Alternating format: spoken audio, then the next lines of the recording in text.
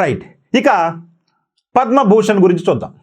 పద్మభూషణ్ మరి 77వ గణతంత్ర దినోత్సవం సందర్భంగా ప్రకటించినటువంటి పద్మ అవార్డులో ఎంతమందిని ఈ యొక్క పద్మభూషణ్ అవార్డు వరించిందయ్యా అంటే 13 మందిని వరించడం జరిగింది. 13 మంది పద్మభూషణ్ అవార్డులకు ఎంపిక కావడం జరిగింది ఈ సంవత్సరం. మరి ఆ 13 మంది ఎవరయ్యా అంటే ముందుగా అల్కా యాగ్నిక్. ఈమె మహారాష్ట్రకు చెందినటువంటి వ్యక్తి. ఈమె కళలకు సంబంధించి కళాకారిణి. ఈమె ఇగో అల్కా యాగ్నిక్. ఇక రెండో వారుగా తీసుకుంటే భగత్ సింగ్ కోశ్యారి. ఈయన ప్రజా సంబంధాలకు సంబంధించి ఉత్తరాఖండ్ రాష్ట్రానికి చెందినటువంటి వారు.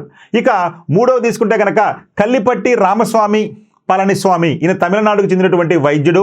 అదేవిధంగా 4 ప్రముఖ మలయాళీ సినిమా యాక్టర్ మమ్ముట్టి గారికి, ఈయన కేరళ రాష్ట్రం చెందినటువంటి మమ్ముట్టి గారికి కళల రంగంలో ఈ యొక్క పద్మభూషణ్ రావటం జరిగింది.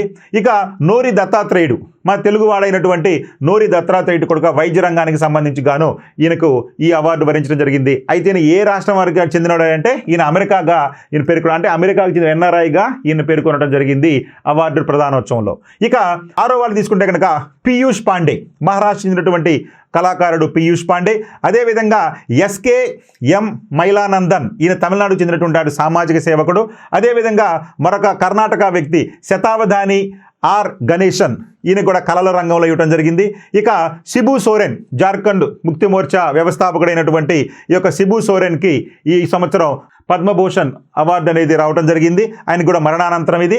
ఇకపోతే ప్రముఖ పారిశ్రామికవేత్త అయినటువంటి ఈ యొక్క ఉదయ్ కొటక్కు, అదేవిధంగా ఢిల్లీకి చెందినటువంటి ప్రజా సంబంధాలలో వికే మల్హోత్రాకు, అదేవిధంగా కేరళకు సంబంధించినటువంటి వెల్లపల్లి నటేషన్ ప్రజా సంబంధాల్లోనూ, అదేవిధంగా విజయ్ అమృతరాజ్ ప్రముఖ టెన్నిస్ క్రీడాకారుడు, మన భారతదేశానికి చెందినటువంటి ఈయనకు కూడా అమెరికా పౌరసత్వం ఉంది, అందుకనే అమెరికాగా ఇక్కడ పేర్కొనడం జరిగింది. సో ఈ విధంగా నూరి దత్తాత్రేయుడికి, అదేవిధంగా విజయ్ అమృతరాజుకి అంటే విదేశీయులకి ఈ యొక్క పద్మభూషణ్ అనే అవార్డులు వరించడం జరిగింది 2026కు గాను. అర్థమైందండి?